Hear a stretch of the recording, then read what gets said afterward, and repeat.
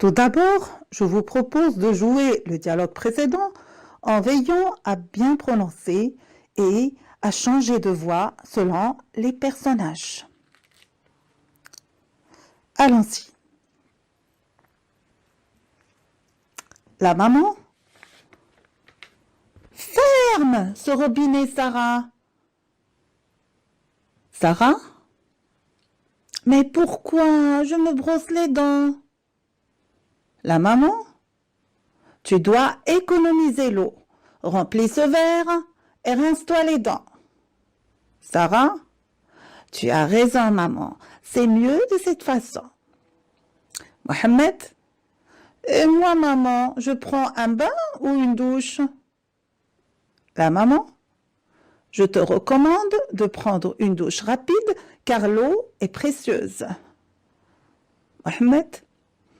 D'accord, maman. Mon enseignante a dit la même chose.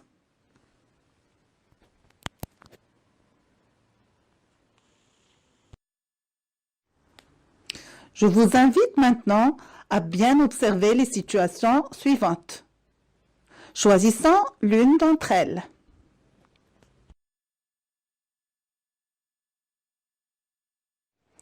Regardez bien, je vais vous poser quelques questions. Utilisez la boîte de mots que je vais vous énoncer pour y répondre. La famille. La famille. Un pique-nique. Un pique-nique. Rivière. Rivière. Jeter. Jeter.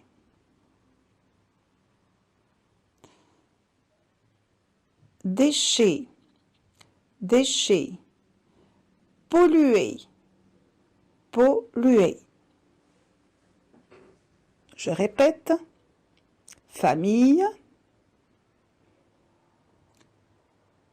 Pique-nique. Rivière. Jeter. Déchets. Polluer. Bien. Alors, passons aux questions. Qui voit-on sur l'image? Très bien. On voit deux enfants d'une même famille. Un garçon et une fille. Très bien. Où sont-ils? Bravo. Ils sont au bord d'une rivière. Qu'est-ce qu'ils font? Excellent. Ils pique-niquent. Ils pique-niquent. Bien. Regardez maintenant le garçon. Que remarquez-vous? Il est en train de jeter une canette dans la rivière. Bravo. Que pensez-vous de ce comportement? C'est un bon comportement ou un mauvais, à votre avis? C'est un mauvais comportement, vous avez bien deviné. Pourquoi? C'est un mauvais comportement car en agissant ainsi, on pollue la rivière. Bien. Quel ordre ou conseil donnerais-tu à ce garçon? Réfléchis bien avant de répondre. Prépare ta réplique.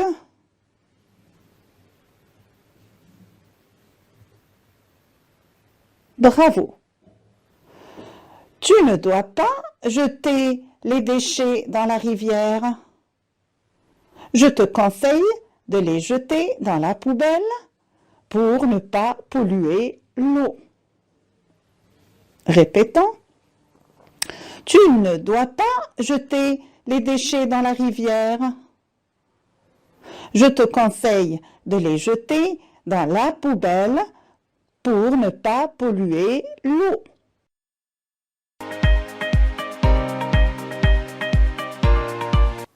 Donc, avant de faire la lecture de notre nouveau texte, on va faire l'observation.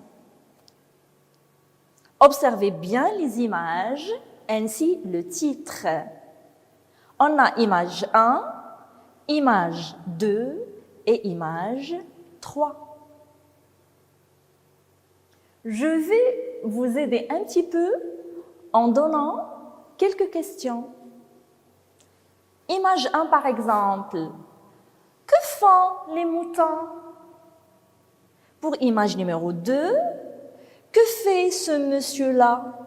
Ou bien ce jardinier, ou bien le paysan, d'accord? Il fait quoi ici? Et l'enfant? Dans l'image numéro 3, il fait quoi cet enfant?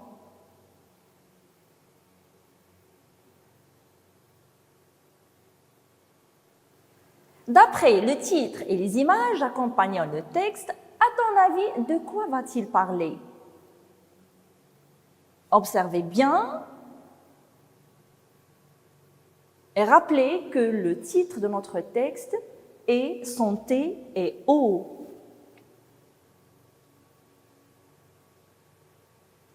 Donc, à votre avis, le texte, selon l'image 1, va parler des animaux. Selon l'image 2, il va parler de la campagne.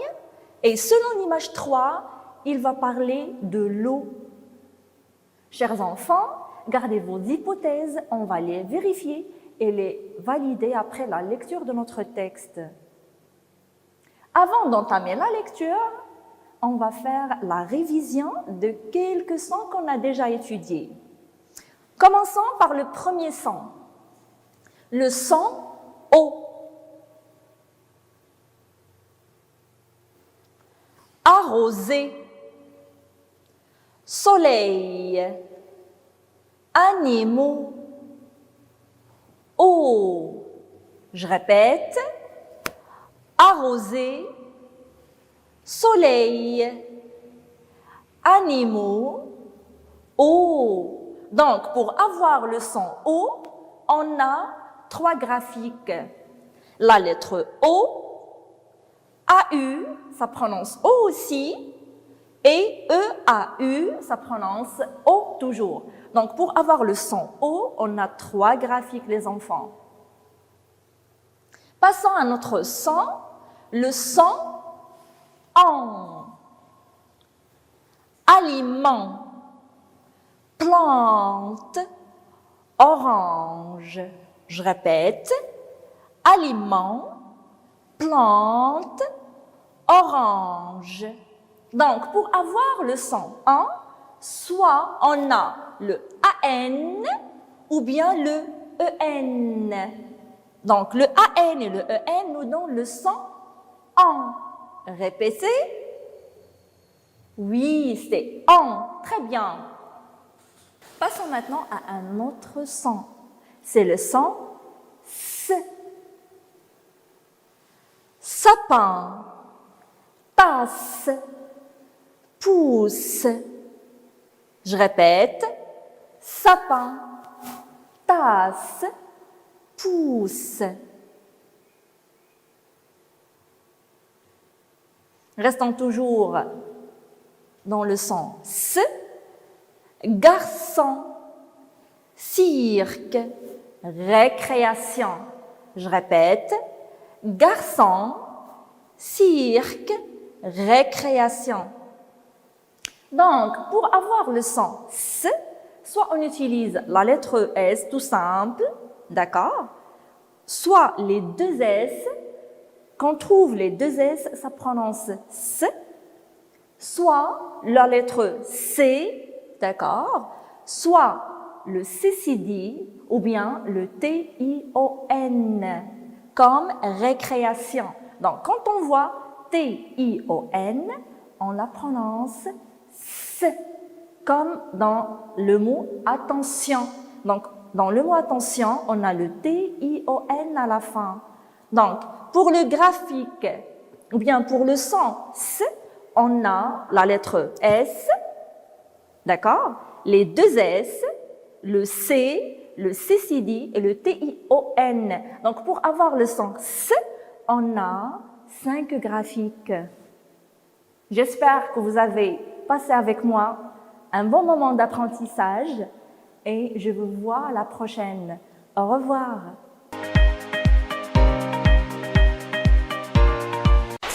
السلام عليكم تلاميذي الأعزاء. درسنا اليوم خاص بالرياضيات بعنوان المثلثات.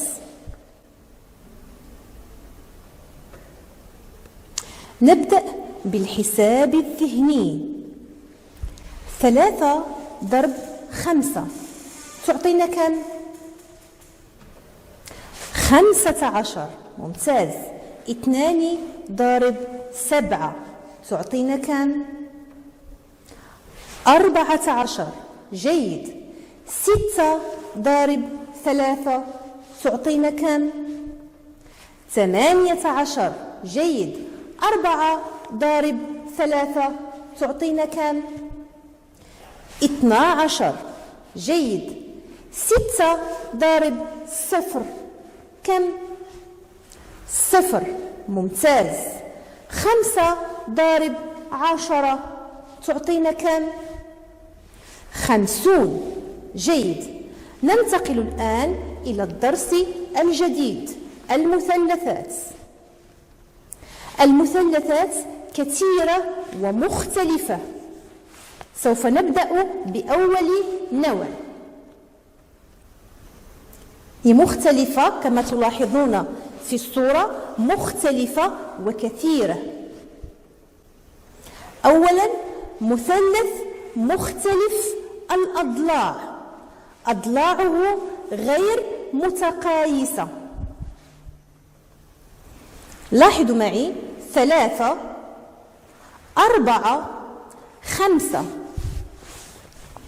أضلاع مختلفة. ثاني نوع مثلث متساوي الساقين. مثلث متساوي الساقين.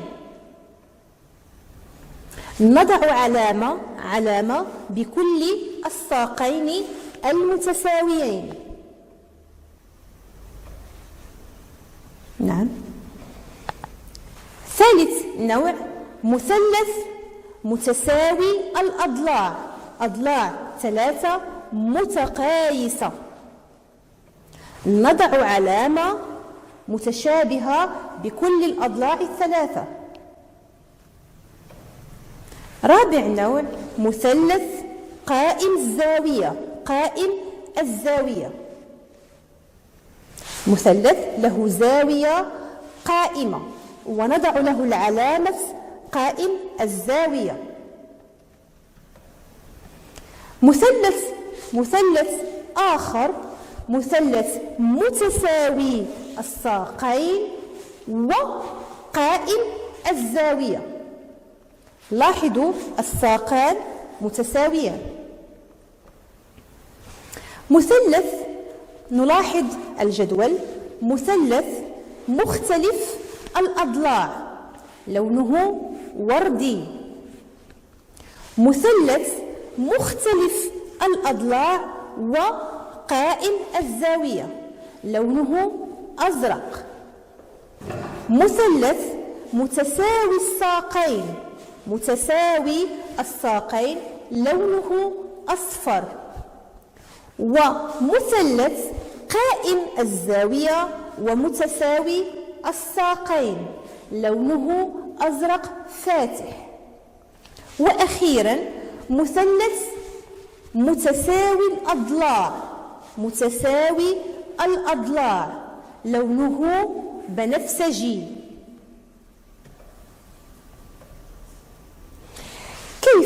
كيف نرسم هذه المثلثات المختلفة؟ نبدأ أولا مثلث قائم الزاوية. نرسم زاوية قائمة ثم نجمع النقطتين بقطعة. هكذا نحصل على مثلث قائم الزاوية. لا ننسى علامة قائم الزاوية، مثلث قائم الزاوية. ثانيا، كيف نرسم مثلث متساوي الساقين؟ نرسم قطعة نلاحظ في الرسم قطعة، نأخذ البيكار ونرسم قوس. ثانيا، نأخذ البيكار في النقطة الأخرى ونرسم قوسا آخر. نقطة تلاقي القوسين هي النقطة الثالثة في المثلث، وهكذا نحصل على مثلث متساوي الساقين. كيف نرسم مثلث قائم الزاوية ومتساوي الساقين؟ أولا نرسم زاوية قائمة، نأخذ البيكار ونرسم قوسا، ثم ننقل البيكار إلى النقطة الثانية قوس آخر، والنقطة تلاقي الأقواس هي النقطة الثالثة للمثلث. كيف نرسم مثلث متساوي الأضلاع؟ متساوي الأضلاع. أولا نرسم قطعة، نأخذ قياس هذه القطعة بالبيكار ونرسم قوس، نأخذ البيكار إلى النقطة الثانية ونرسم قوسا آخر. نقطة تلاقي الأقواس هي النقطة الثالثة في المثلث، نحصل على مثلث متساوي الأضلاع.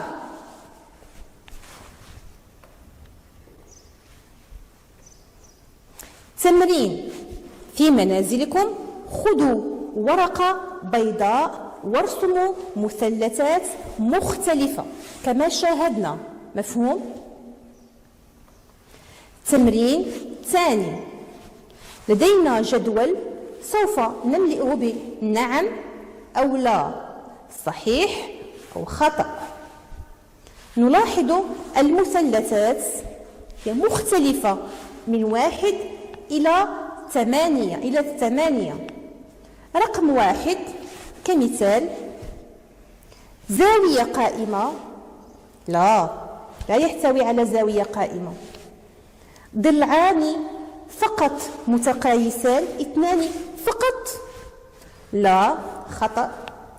الأضلاع 3 متقايسة، صحيح.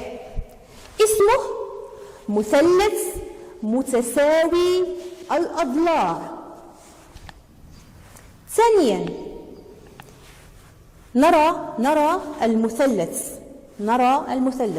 رقم 2: زاوية قائمة، نعم أم لا؟ نرى الجواب: لا، زاوية قائمة، خطأ. له ضلعان لهما نفس الطول، 2 فقط، لا، خطأ. له الأضلاع 3 متقايسة، 3، نعم. اسمه مثلث متساوي الأضلاع. ثالثا نرى المثلث رقم 3: زاوية قائمة، نعم أم لا؟ لا، ليس لديه زاوية قائمة. له ضلعان متقايسان، 2 فقط، نعم. له أضلاع 3 متقايسة، 3، لا، خطأ. ما اسمه؟ مثلث متساوي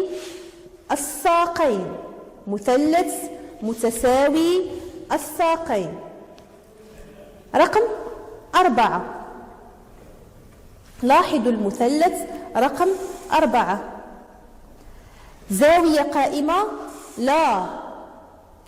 ضلعان لهما نفس الطول، 2 فقط لهما نفس الطول، نعم.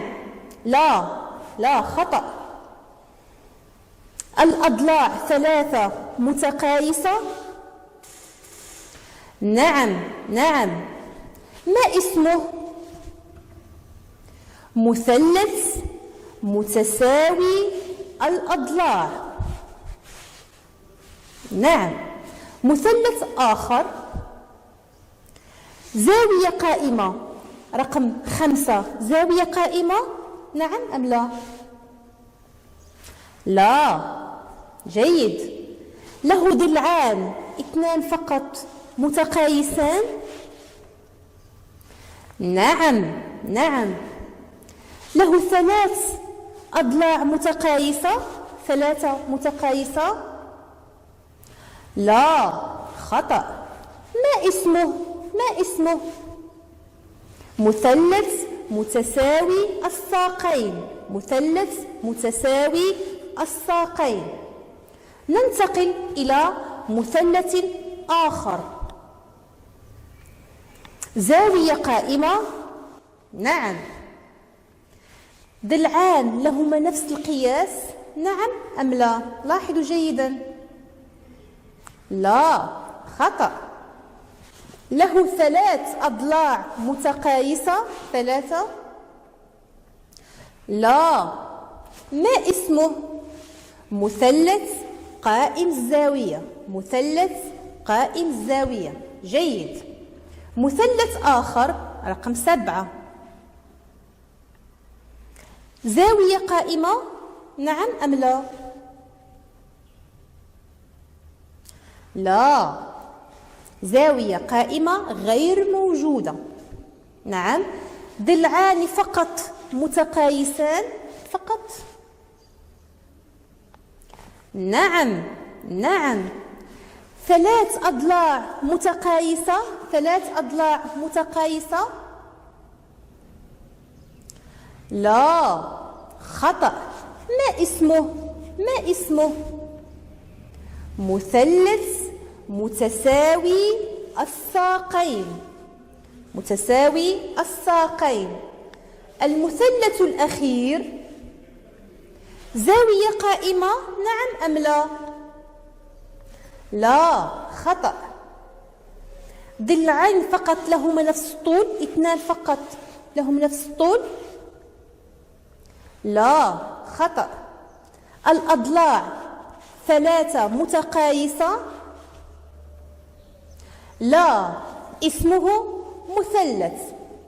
مثلث فقط. أتمنى أن تكونوا قد توصلتم إلى هذه الأجوبة الصحيحة. شكرا وإلى اللقاء.